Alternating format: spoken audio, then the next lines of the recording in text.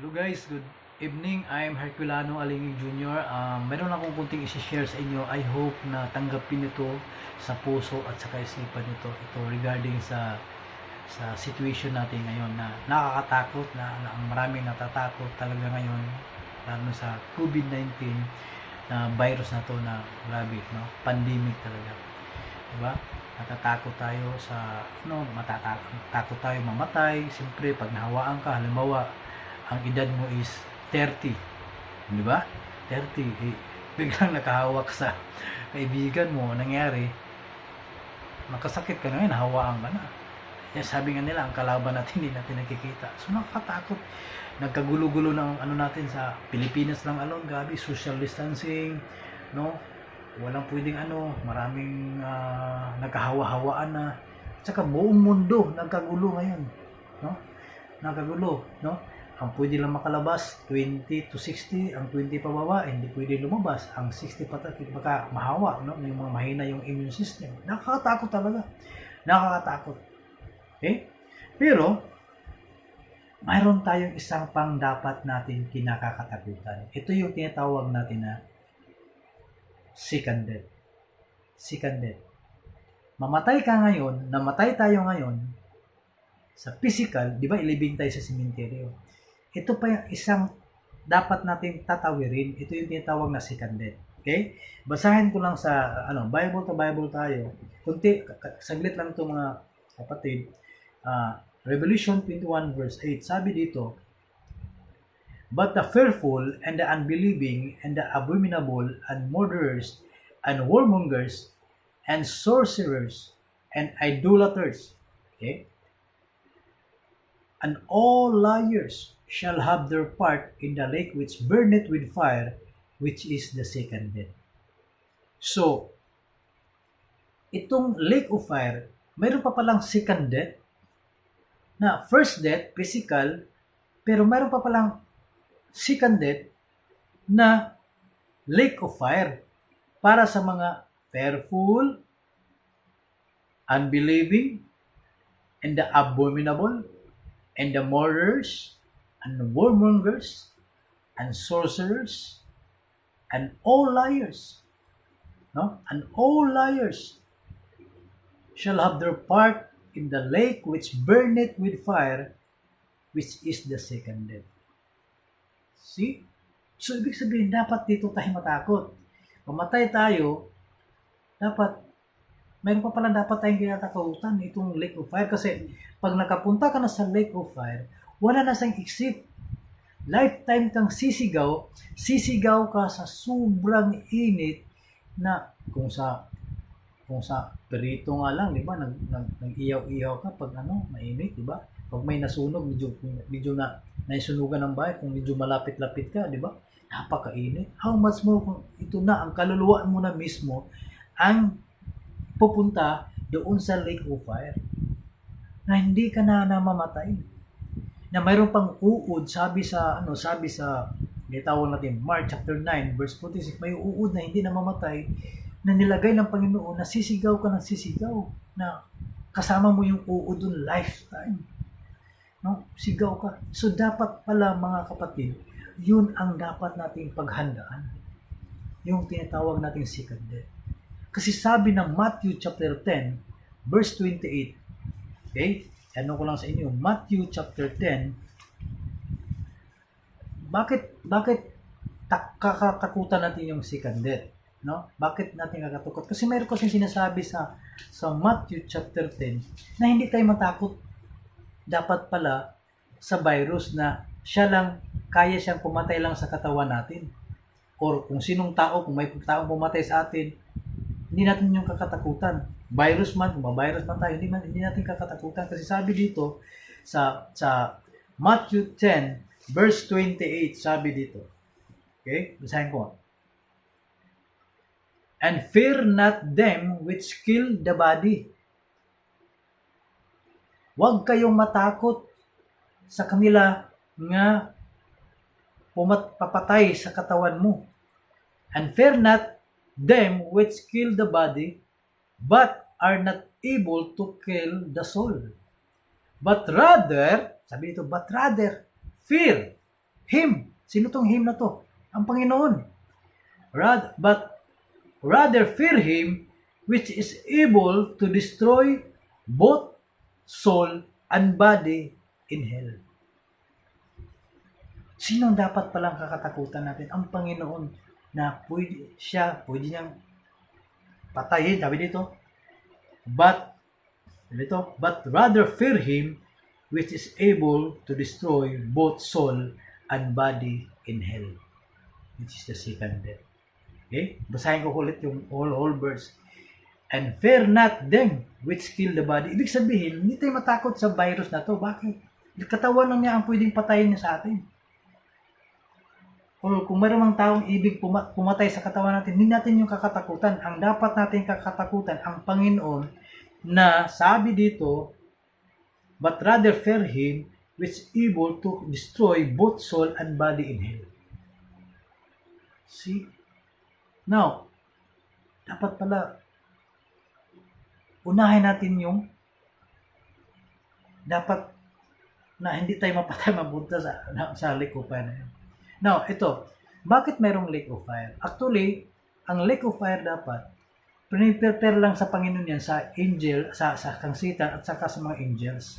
Piniprepare lang yan. Pero anong nangyari? Bakit tayo nadamay? Okay? Bakit tayo nadamay? Kasi nung una sa creation, kang Adam at saka kang Eve, sabi ng Panginoon, huwag kayong kumain sa kahoy na ang pangalan knowledge of good and evil. Huwag kayong kumain, sabi ng kumain. Kasi pag kumain kayo diyan, mamatay kayo. Yun, ginamit ni Satan si Satan, ginamit yung serpente, yung ahas na yun. So inintice na si Eve. Anong nangyari? Kumain si Eve. And then pinasa na doon kang iba. So, anong sabi ng Panginoon? Pag kumain kayo sa knowledge and good evil sa kahoy na yan, mamatay. Hindi sila namatay physical, pero ang relasyon nila namatay sa harapan ng Panginoon. Relationship. Okay, so meaning, ngayon, buhay tayo. Hindi sila namatay, di ba? Pero yun pala, mamatay tayo, physical, pag namatay tayo, mayroon pa tayong next na tatawirin, ang tawag dito is lake of fire, which is the second death. So, ibig sabihin, damay tayo. Bakit tayo nadamay? Imbis sana, ang lake of fire is para kang Satan at saka sa mga anghel na nadamay tayo. Kaya naging na makasalanan na rin tayo. Kaya sabi dito, di ba, nasasari sa 21, makasalanan, sabi dito, the fearful, unbelieving, and abominable, and murderers, and warmongers, and social idolaters, yung nagsimba-simba mga Diyos-Diyusan, and all liars, damay. Kasi po, bakit? Kasi tayo, sabi sa Romans 5:12, okay? Pero kung basahin sa inyo ha, saglit lang to, Romans 5:12, sabi dito, Romans 5:12, okay? Bible to Bible tayo, para meron kong kunting share sa inyo. Romans 5 verse 12, sabi dito, wherefore, as by one man sin entered into the world. Sinong one man? Sinong unang, si Adam, okay? Wherefore, sa Romans 5:12, wherefore, as by one man sin entered into the world, and death by sin, and so death passed upon all men. Ibig sabihin, yung si Adam, tayo wherefore, as by one man sin entered into the world, and death by sin, and so death passed upon all men, for that all have sinned. Kaya tayo lahat nakasala. Kaya imbis ang lake of fire, prepare lang yung kang Satan. Ano nangyari? Pag tempt niya kang Adam, sabi dito sa verse 12, wherefore as by one man si Adam, sin entered into the world. Nakasala na.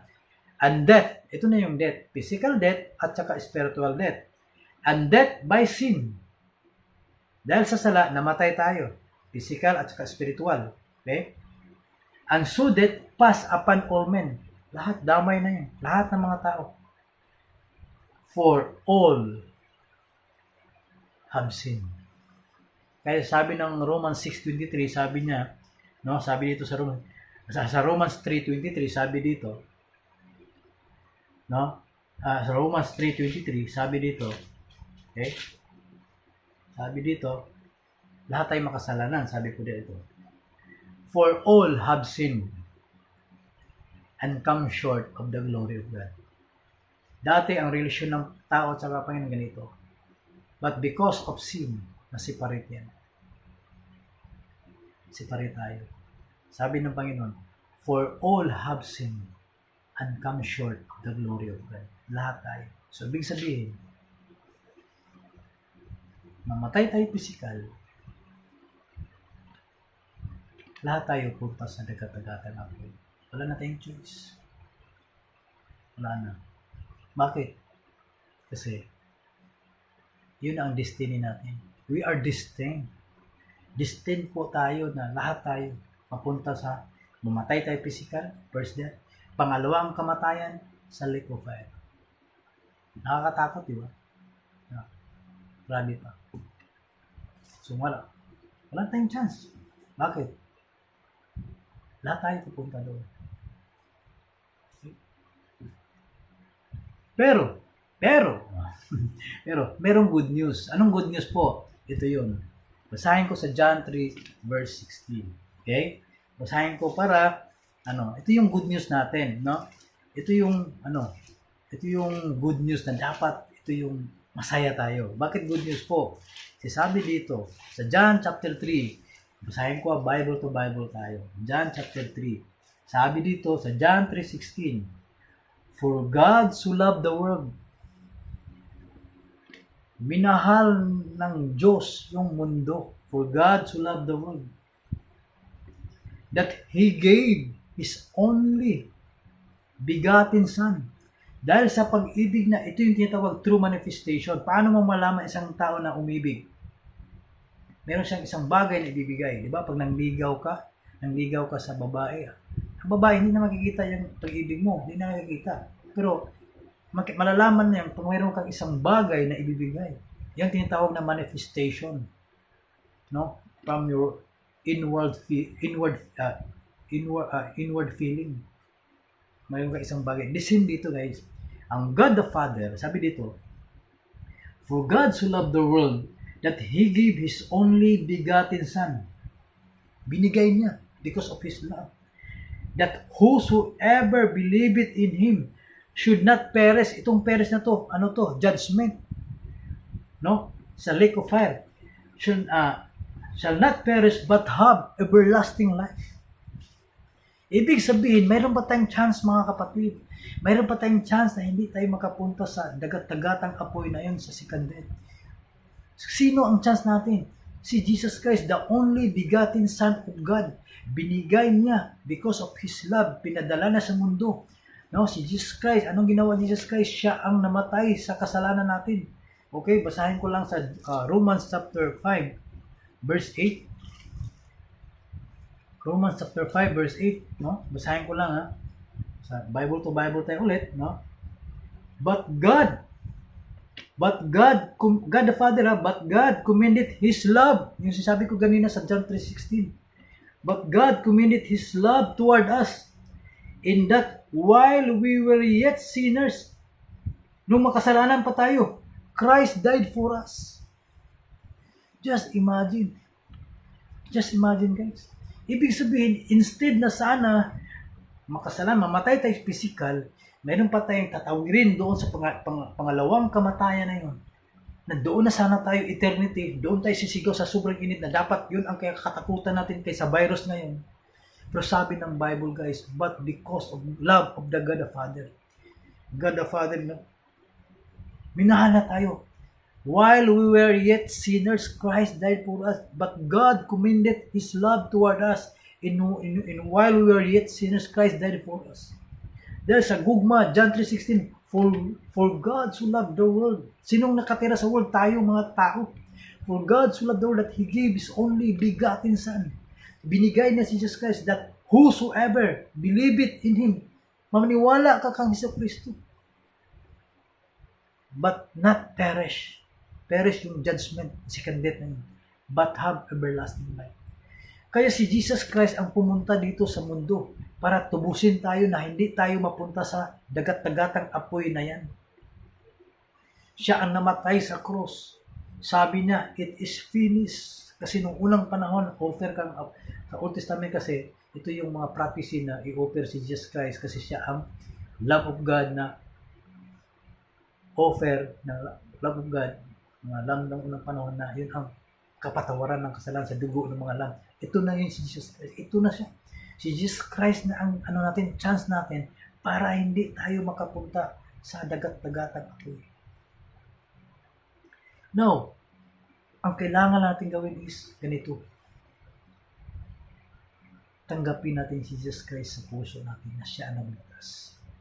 Na siya ang anak ng Diyos, Son of God, namatay sa Calvary. Namatay doon, siya ang nagbayad sa kasalanan natin. Yung dugo niya, yun ang kabayaran doon sa kasalanan natin. Ibig sabihin, dati, ngayon, ang nagbigay tulay ngayon, si Jesus Christ.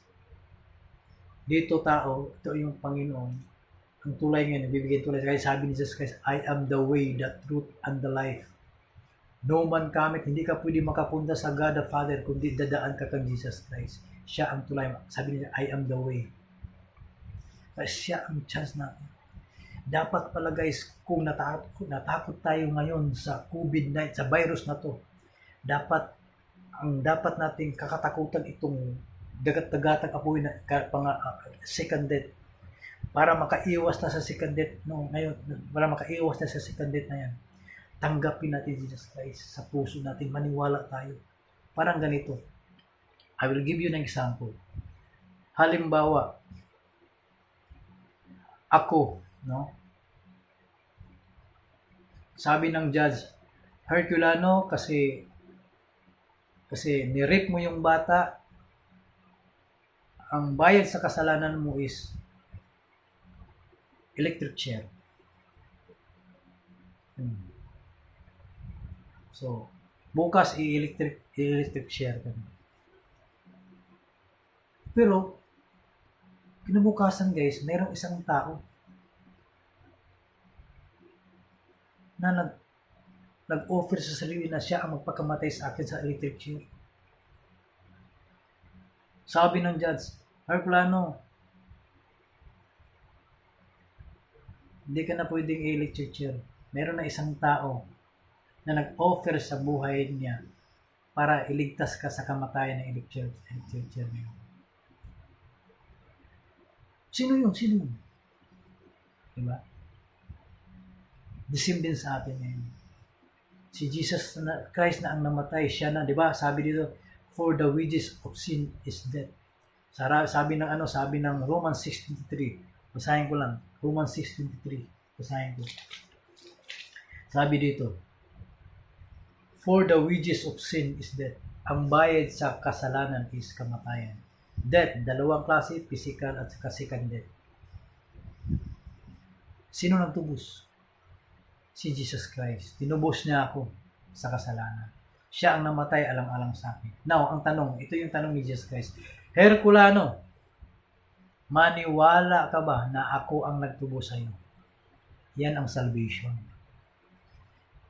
Pag naniwala ako na si Jesus Christ ang nagtubos sa akin, siya ang namatay sa krus because of my sin.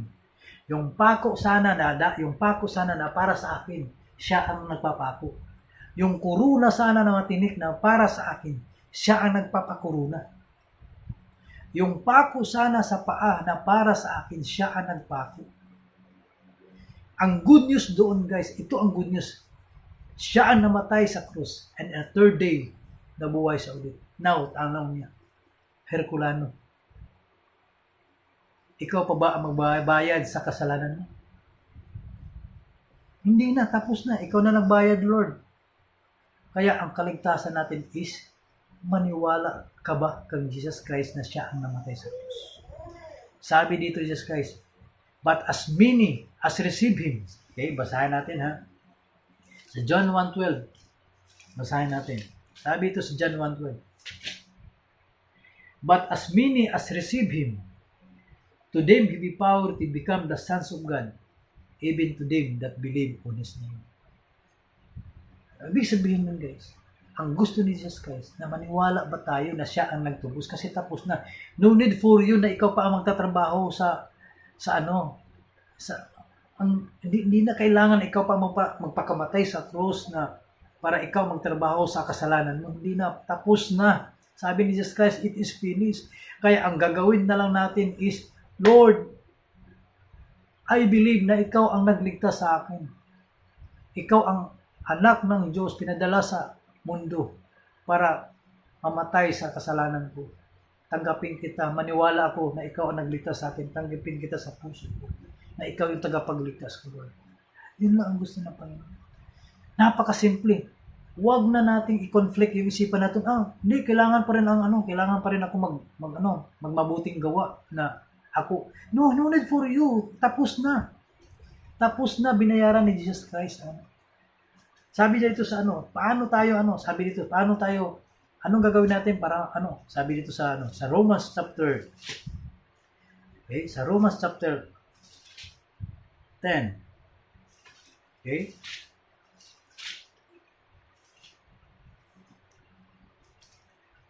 Anong sabi dito ni Romans chapter ni Apostle Paul? Sabi dito. Okay? Romans chapter 10. Corinthians para na-open ko. Romans chapter 10. Sabi dito, that if thou shalt confess, with thy mouth the Lord Jesus, okay? Ito na yung and shalt believe in thine heart that God hath raised him from the dead, diba? Nabuhay sa muli. Okay? Sabi dito, from the thou shalt be saved. Maligtas ka. Saan ka maliligtas? Sa dagat-dagatang apoy. Ang gusto ni Jesus Christ, maniwala tayo sa Kanya, i-accept mo siya sa puso mo na siya ang nagligtas. Ito yung true faith. Kasi ang meaning sa faith is substance of things hoped for, evidence of things not seen. Yung mga bagay na naniwala ka meron pero hindi mo nakita pero naniwala ka. Okay, sabi dito sa Romans 10 verse 9, that if thou shalt confess with thy mouth and the Lord Jesus, and thou shalt believe in thine heart that God hath risen from the dead, thou shalt be saved. 10 verse 10. For with the heart man believeth, take note, for with the heart man believeth unto righteousness, and with the mouth confession, Lord, is made unto salvation. Ito, Father, patawarin mo ako na ako ay makasalanan. Salamat na pinadala, ganito yung pag-pray. Father, patawarin mo ako na ako ay makasalanan. Papunta na sana ako sa dagat-dagatang apoy, pero but by your love, dahil sa pag-ibig mo, binigay mo si Jesus Christ sa amin na makasalanan, sa akin na makasalanan. Pinadala mo sa mundo ito para tubusin niya ako sa kasalanan. Na siya mamatay sa krus para sa akin, siya ang magtubos sa akin. Tanggapin ko siya, ako naniwala, tanggapin ko siya sa puso bilang tagapagligtas. Napakasimple. Sabi ng Panginoon, thou shalt be saved. Maligtas ka. Saan ka maligtas? Sa dagat-dagatang apoy. See? Sa dagat-dagatang apoy. Doon tayo pala dapat matatakot na ang dapat pala paghandaan natin na hindi tayo makapunta sa dagat-dagatang apoy na yun na second death. True, para hindi tayo makapunta, tanggapin natin si Jesus Christ. Repentance to our God, repent tayo. Repentance to our God, believe the Lord Jesus Christ na siya namatay sa cross of your sin, and receive Him, tanggapin mo siya sa puso mo. Sabi ng Panginoon, thou shalt be saved. With the heart man believe it, and with the mouth confession is made unto salvation. Salvation. Pag sinabing salvation, saan salvation yan? Saan galing salvation? Saan salvation mo yan? Salvation sa kaluluwa mo na hindi ka na mapunta sa dagat-dagatang apoy. Yun po yung kaligtasan na word na salvation. Ulitin ko yung John 3:16.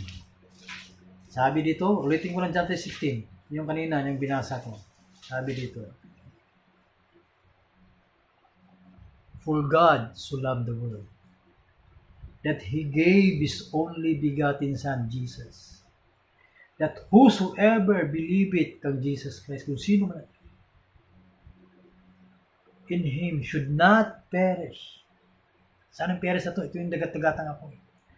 But have everlasting life. Ito yung true faith.